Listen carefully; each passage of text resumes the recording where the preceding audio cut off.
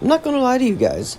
The final boss of Sonic Frontiers makes me really upset.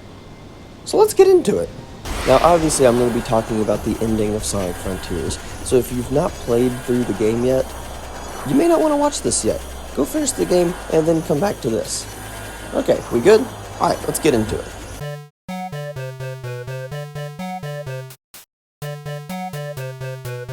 So I want to start off by saying the things that I do like about this boss. First off, just the fact that it is the end, the literal definition of the end, is bonkers stupid crazy.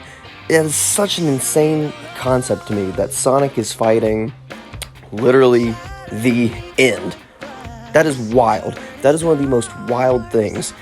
So why is it a giant rock that spits out stuff at you?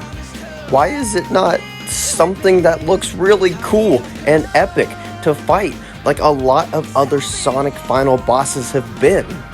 Now, I know the creators have come out and said that everyone that looks at the end can see it differently, so more than likely what Sonic was seeing is not exactly what we were seeing. And if I'm remembering right, the moon has something to do with death in, I think, Japanese culture. I'm really not an expert in that, so I'm not sure. I'm sure it's all very symbolic, but the main point that I'm trying to make here is that fight could have been so much more epic, so much better, and it just wasn't. So here's what's making me upset about it. It's not necessarily because you're not flying around space as Supersonic in like a 3D space like the other fights, even though that would have made everything a lot better. But what's making me upset is that the final secret true boss of the game, the gameplay of it, is the same thing that was in the hacking minigames. It's a minigame.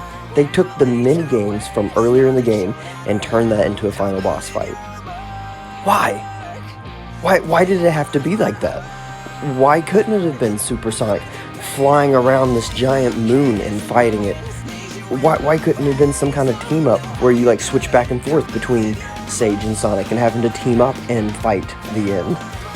And not only that, why couldn't we have seen what Sonic was seeing? I'm so curious about that. And to top it all off, I still don't fully understand how Sage destroyed the end. It's never really fully explained. And maybe a lot of this will get covered in the DLC that we're going to be getting this year. But as of now, we have no idea. And I just wish that the final boss could have been more epic. I'm telling you, when the first 3 bosses hit, those were some of the most hyped I have felt in a Sonic game in years.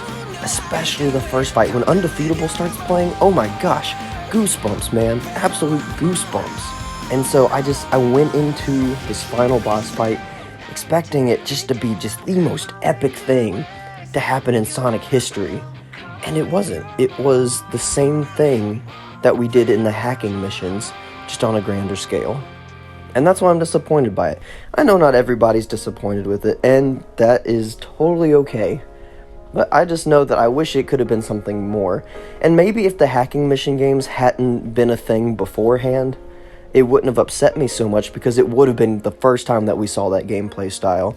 But the fact that there were mini games before that fight that happened, and then that's what they made the final boss be, I think that's what makes me the most upset. There's just so much lost potential. But I will admit that doing the quick time events is really fun and epic, and I really love seeing Sonic just swoom through the end at the end there. Ha, funny. So yes. Also, I love how the game ends. I love like the ending cutscenes, the sequences. That was all great. But why did the final boss have to be the way that it was? And another thing that upsets me about it is this whole thing with Sonic being corrupted. It's like a huge part of the story. What they could have done is have Sonic get fully corrupted, and instead of just like making the corruption go away as if it was never a thing and just erasing it from the plot of the story entirely, they could have given Sonic some new, like, really super powerful corrupted form to have as he fights the end. That would have been so cool. It's just, there's so much potential that was lost at the end of Sonic Frontiers. And I honest to goodness, I feel like it might be because they had to rush the end of the game. I don't know.